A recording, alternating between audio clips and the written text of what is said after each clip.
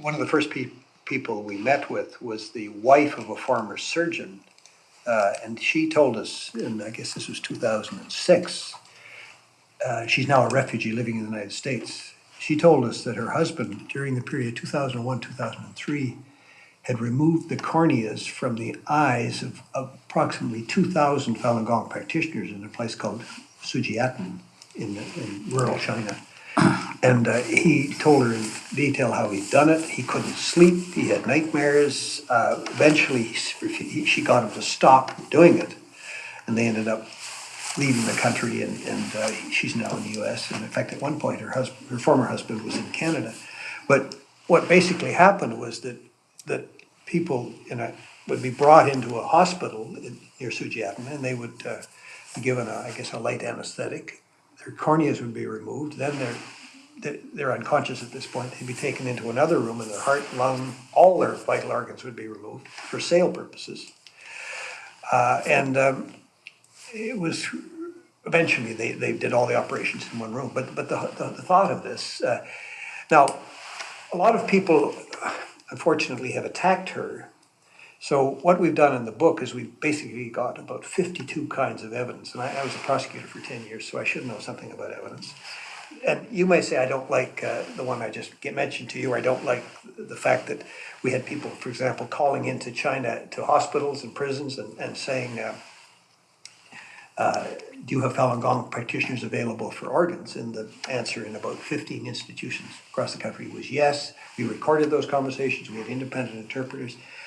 So that's number two. And we've got about another 50 pieces of evidence that I think lead any fair-minded person to the conclusion that this truly is taking place in China and is continuing to take place. Well, you're talking about organ harvesting, right? Yeah.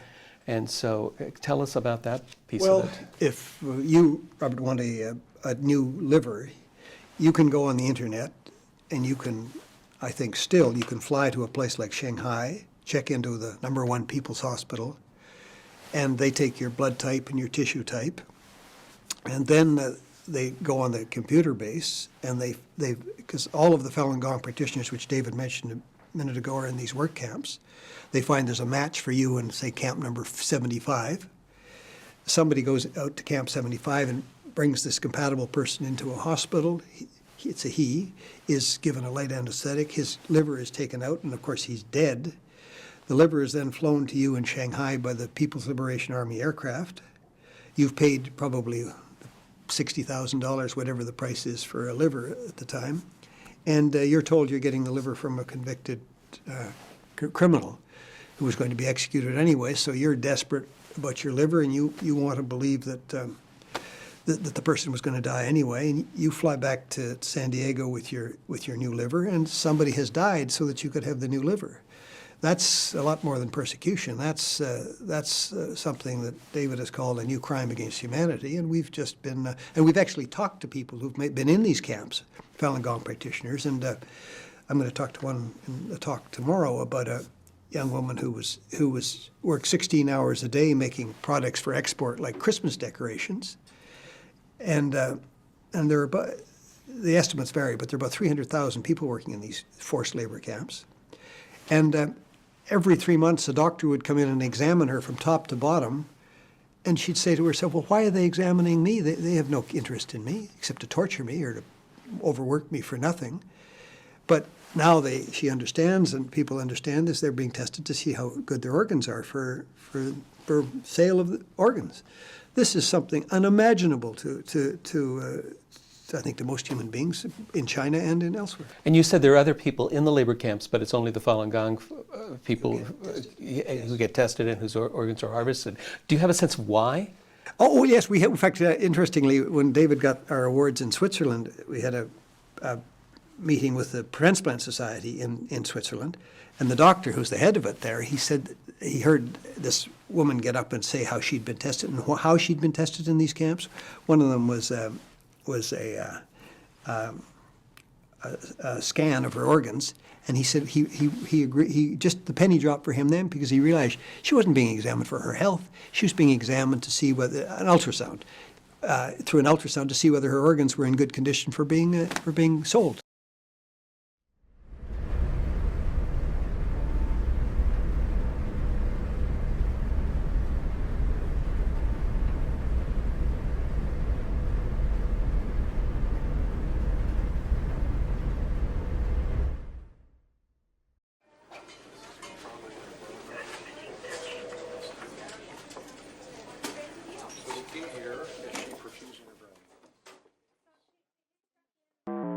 这个东西你要熟路子，你才能找，要不熟路子，你肯定要打通各种关节才能够拿，那你的费用就比较大了。哦，因为他呢，那里他就像那个批发价了，知道吗？哦，他那批发价，比如说就说你们以前用的就说是是从哪里找？是看守所还是到这个监狱呢？监狱里面找的。哦，监狱里啊，他那种就是都是那种健康的法轮功是吧？健康的法轮功。对，肯定是要学好的才能做完，因为这种东西做了要保证质量的。哦，那就是你们还要亲自去挑选是吧？对。哎，那你们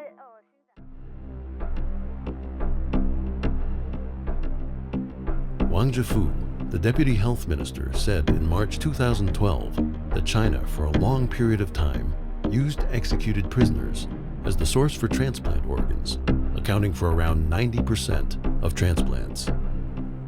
In China, the annual execution number is around 10,000 people. For a match between the organs and patients, the success rate is between 25 to 30%. In other words, if all of the executed prisoners were used, only about 3,000 transplants can take place. In the US, the number of transplants per year remains pretty much the same every year. But in the year 2000 in China, there was a 42% growth. After 2004, there was a surprising 66% and 43% growth. And there were more than 20,000 transplants annually. If what Huang Jifu said was true, that 90% of the organs came from executed prisoners, 60,000 executed prisoners would be needed. This is about the population of Venice, Italy. According to the data from the U.S. Scientific Registry of Transplants Recipients, the average waiting time for a kidney in the U.S. is 4 years. The period differs between states. For example, it could take up to 6.5 years in California. Even for organs with shorter waiting times, like a liver, the waiting period is still 2 years. But in 2006, Chinese hospitals ran promotions saying things like, "Waiting for an organ? It only takes 2 weeks here." Tilanshao Prison is Shanghai's largest prison.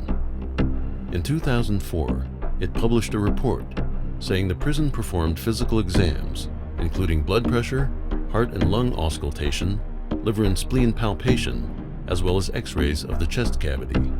The cost per person is on average $10. Blood tests, which would be needed to detect organ functions, are not part of the test. For Falun Gong practitioners detained there, it is commonplace for their blood to be tested. Also, some had ultrasounds. A heart ultrasound costs around $35. A liver ultrasound is around $15. We know that a physical exam like this costs at least $60. For a prison, this is no doubt a huge cost,